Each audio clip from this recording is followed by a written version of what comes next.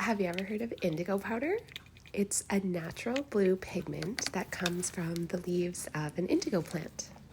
It's been used for thousands of years to color clothing and even hair because it's so strong. Not only does it give a gorgeous blue color, it also has anti-inflammatory and calming effects, so it really helps to ease itchy skin. I use indigo powder in my Blue Jean Baby soap. It gives a beautiful blue hue, and I layer it in 4 layers in an ombre pattern.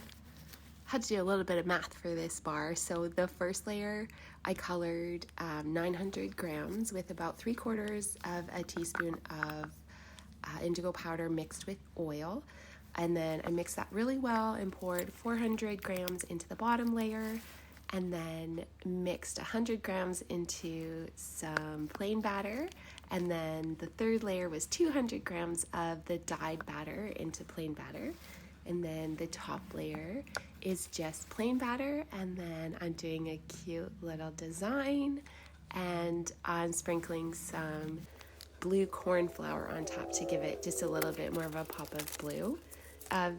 The flowers were sticking to my gloves, so I just popped off the gloves and used my fingers.